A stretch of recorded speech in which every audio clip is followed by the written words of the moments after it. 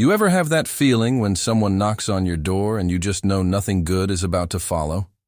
That low thud that echoes in your chest, the kind that doesn't sound like a neighbor borrowing sugar or a delivery guy with a package. No, this was the kind of knock that carries arrogance with it. The kind that already assumes you'll open the door because you have to. That's exactly how this all began for me. Just a quiet Saturday morning, coffee still steaming in my mug, and a knock that screamed, "Trouble has arrived." I peered through the peephole. Two guys stood on my porch, early 30s maybe, trying way too hard to look official. Matching polo shirts, clipboards in hand, and laminated badges hanging around their necks that looked like something a middle schooler would print for. A role-play project. The first guy had the type of face that always looked angry, jaw clenched, eyes darting like he was about to issue me a speeding ticket for walking too fast inside my own house. The second guy was taller, lankier, but stood, stiff like he had rehearsed this moment in a mirror. I opened the door just a crack. "Yeah?" The angry one cleared his throat dramatically and held up his plastic badge. "Sir, we're with the HOA police." I had to bite the inside of my cheek to keep from laughing. The HOA police, like, what? I've heard of HOA boards. The kind who love writing passive-aggressive letters about your grass being half an inch too tall or your trash can being visible from the curb for 37 minutes too long. But HOA police? That was new. I tilted my head, giving him the kind of look you give a street magician when you already see the card hidden up his sleeve. "The HOA police?" I repeated, dragging out the words.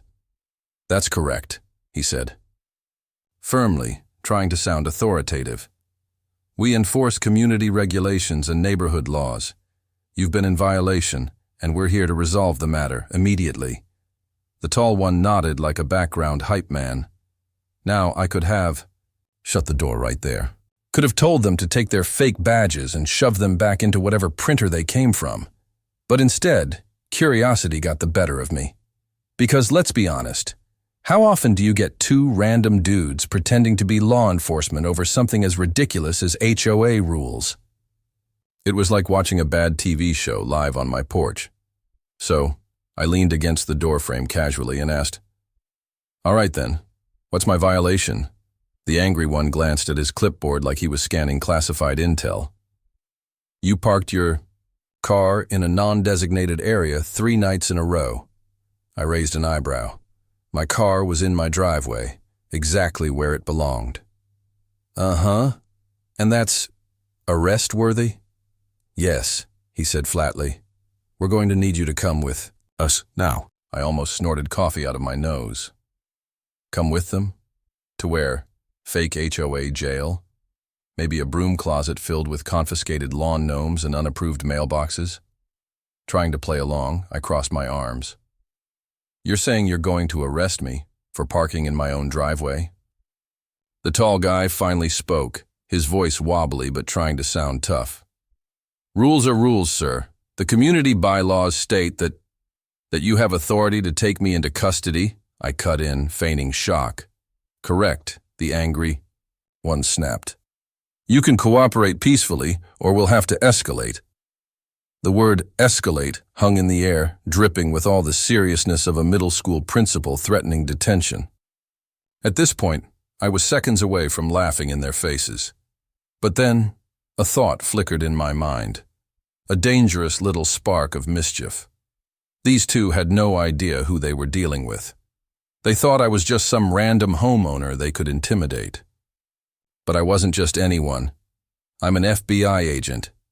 And in that moment, I decided to let them dig their own graves a little deeper before flipping the script. So I nodded slowly, pretending to take them seriously. "Okay, I understand. You're just doing your jobs." Both of them relaxed, mistaking my calm for compliance. "Exactly," the tall one said, his voice dripping with relief. "We appreciate your cooperation. Just grab what you need and we'll escort you." "Perfect," I said. "Let me just grab my jacket." I stepped back inside, closing the door with deliberate slowness. As soon as it latched, my entire demeanor shifted. No more amused homeowner. Now, I was Agent Daniels again, trained, alert, and ready. I moved to my room quickly, but not rushed. Years of undercover work teach you that even when adrenaline spikes, control is everything. First, I grabbed my credentials, sliding the leather badge case into my pocket where it would be easy to flash. Then my sidearm, a sleek, well-maintained tool of my trade. I holstered it under my jacket, not because I expected to need it, but because with imposters like these, unpredictability was guaranteed. I paused for a second, taking a deep breath. On the surface, this was almost funny. Two entitled jerks playing cops to feel powerful. But deeper down, it wasn't funny at all. Pretending to be law enforcement isn't just cosplay, it's a crime. And if they had the guts to try this on me, they'd probably been harassing, intimidating, maybe even stealing from my neighbors. That crossed the line from silly to dangerous. I walked back to the door, my expression carefully neutral, the perfect mask of compliance. When I opened, both men straightened like soldiers in formation. "Ready to come with us?" the angry one asked, trying to sound smug. I gave a little shrug. Yeah, ready as I'll ever be. Inside, though, I was already planning my next move, because these guys thought they had control. They thought they were the hunters. But the second I stepped back onto that porch, they were about to learn just how badly they'd underestimated their target. And honestly, watching the look on their faces when they realized the truth, that was going to be the best part of my day. The air on the porch felt thicker when I stepped back outside. Maybe it was just me noticing the weight of the moment. Or maybe it was the way the two of them shifted uncomfortably when they saw me again. I had my jacket zipped up, my posture casual, my hands loose at my sides. They thought they were still in charge, and I let them think that for a beat longer. The angry one straightened, puffing his chest out. "All right, sir, we'll take it from here. Please step off your porch." I gave him a flat look. "You want me to step off my own porch?" "That's correct," he said, his hand brushing the plastic badge like it was supposed to mean something. "We'll escort you to our vehicle." I glanced past them at the street. Sure enough, parked crooked at the curb was an old silver minivan, no markings, no lights, one hubcap missing. The idea that these guys thought anyone would believe that was an official vehicle was laughable. "Wow," I said softly. "You boys really went all out." The tall one stiffened. "Excuse me?" I took one deliberate step forward, closing the distance just enough that they had to look up at me. I let the silence hang for a moment. Then, with a slow, practiced movement, I reached into my pocket and flipped open my badge case. FBI. The gleam of the shield caught the morning light, and the effect was immediate. The tall one froze mid-breath. The angry one's mouth opened, then closed, then opened again like a fish trying to find water.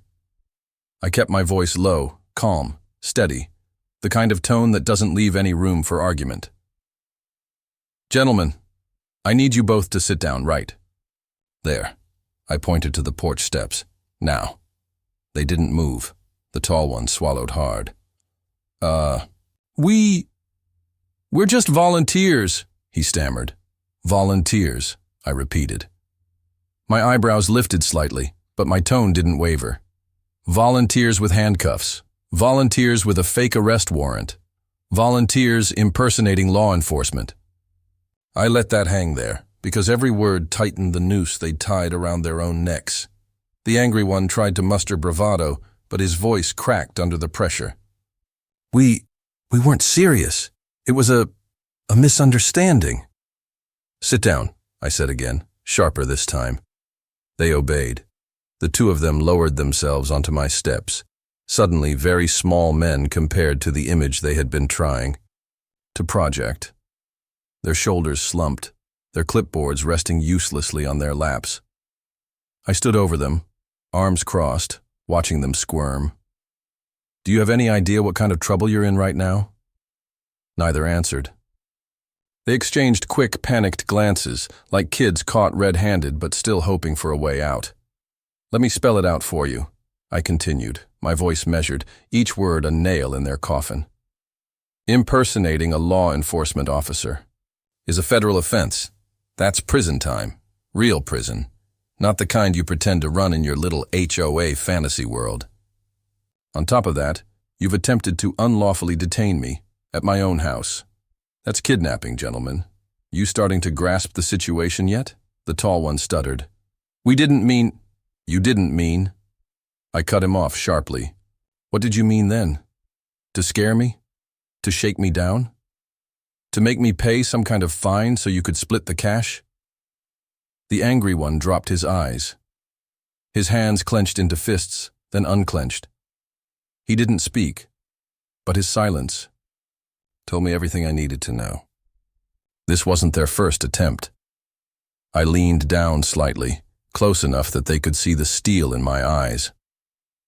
Tell me the truth. How many people have you done this to? The tall one broke first.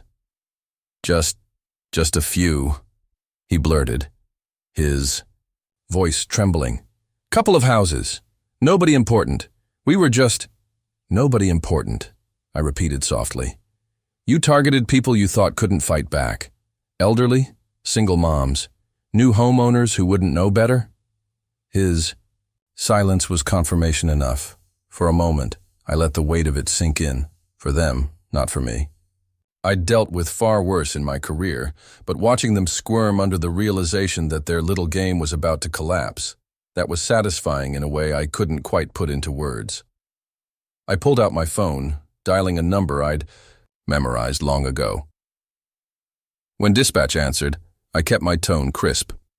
This is Special Agent Daniels. I've got 2 individuals at my residence impersonating officers, attempting unlawful detention. Send a unit. They'll be waiting. Both men paled. The angry one muttered something under his breath that sounded like a curse. The tall one looked like he might faint. I ended the call and slipped the phone back into my pocket. Then I crossed my arms and leaned against the porch railing, keeping my eyes locked on them. So, while we wait, why don't you enlighten me? What exactly was the plan here? You take me to your van. What then? Neither spoke. Let me guess, I said, my voice laced with mock curiosity. You bring me to your headquarters, maybe a garage or basement somewhere. Wave your fake papers around and tell me I owe a couple $1,000s in HOA fines. I pay, you disappear, and I'm too embarrassed to report it. That sound about right? The tall one's silence confirmed everything. I chuckled, shaking my head. You really thought you could get away with that? In broad daylight? In this neighborhood? The angry one finally snapped. His voice cracked, desperate. We just wanted people to respect the rules. No one listens to the HOA board. Everyone ignores the letters, the fines.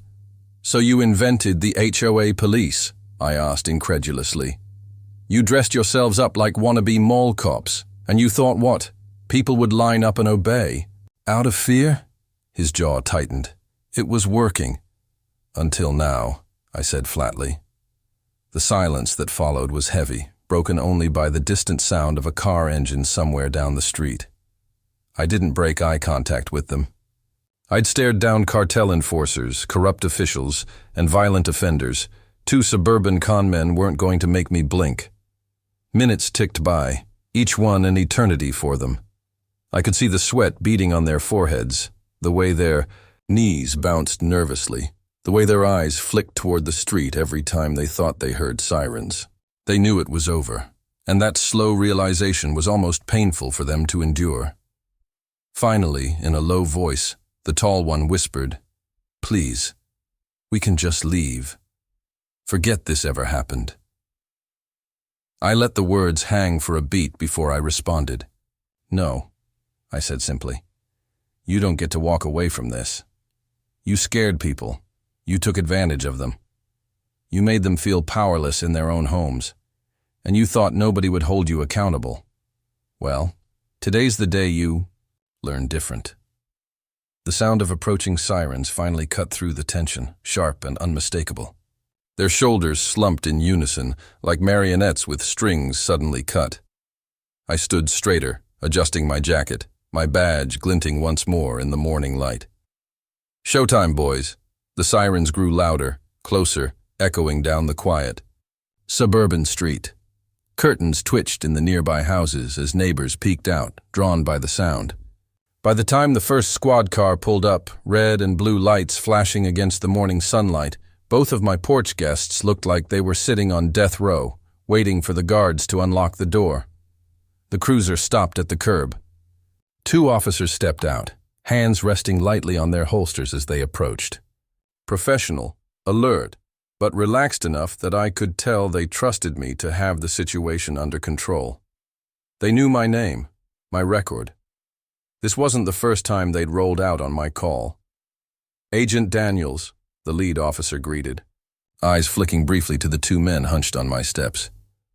"Heard you've got something interesting for us." I nodded once, keeping my gaze on the imposters. "Impersonation of law enforcement, attempted unlawful detention. And I have reason to believe this isn't their first rodeo." The officer's brow furrowed. He glanced down at the clipboards, the plastic badges, the handcuffs lying between them on the step.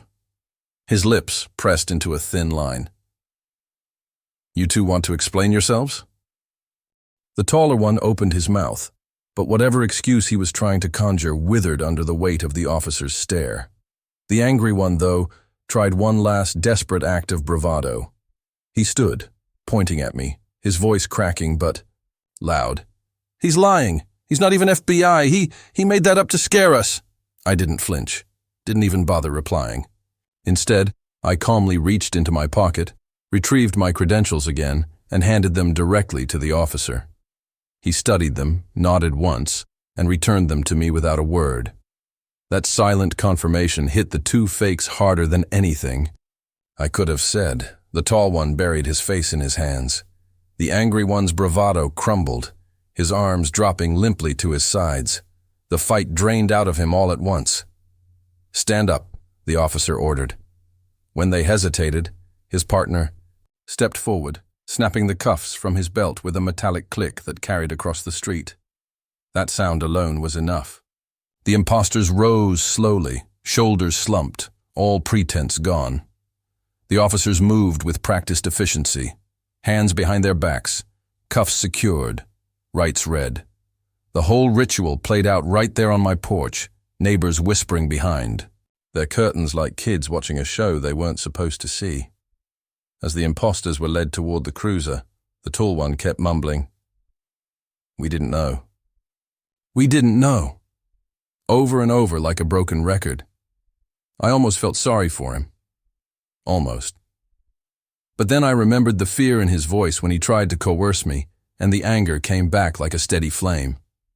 The angry one, though, he kept his mouth shut. His jaw was clenched, his eyes locked on me with a mixture of rage and humiliation. He didn't have to say anything. I knew that look. The kind that said he blamed me for his downfall, not himself. The kind that meant he'd never learn, not really. They were loaded into the back of the cruiser, doors shutting with that heavy final thunk that always carries a sense of inevitability. Once they were secured, the lead officer returned to me. "Anything else we should know about them, Agent?" I folded my arms, thinking. They've been making rounds in the neighborhood, shaking people down under the guise of enforcement. Elderly folks, single parents, easy targets. I'd check with surrounding communities. My bet? This isn't the only street they've hit. The officer nodded grimly, jotting it down. "We'll dig into it." "Good catch." I gave a half smile, though it didn't quite reach my eyes. They caught themselves. I just happened to open the door. He chuckled softly at that, but then his expression sobered. "You know, it's funny. You'd think people would realize eventually that pulling stunts like this, pretending to be the badge, never ends well, but they always do it anyway. They think fear makes them untouchable," I said, "but fear only lasts until the wrong door opens." We shook hands, and I watched as the cruiser pulled away, the imposters' faces pale behind the glass. The neighborhood was quiet again, save for the faint chatter of curious residents stepping out now that the show was over. Mrs. Collins from 2 houses down waved hesitantly from her porch, her expression a mix of confusion and relief. I gave her a reassuring nod. No need to scare them with details. Word would spread anyway. It always does. By nightfall, everyone on the street would know what happened. And maybe, just maybe, they'd sleep a little easier knowing the so-called HOA police were nothing more than 2 desperate men with delusions of authority. I turned back toward my house, stepping inside and closing the door behind me. The silence hit hard after all that noise, the knock, the confrontation, the sirens. My coffee sat on the table, now cold, a thin layer of condensation clinging to the mug. I picked it up, staring into it for a long moment, then set it down, again with a small laugh. Of all the things I'd faced in my career, international smugglers, domestic terror cells, organized crime, who would have thought a couple of fake HOA cops would end up at my door? Life had a funny sense of humor sometimes, but beneath the humor there was a darker edge, because if they hadn't picked my door, if they'd chosen someone more vulnerable, how far would they have gone?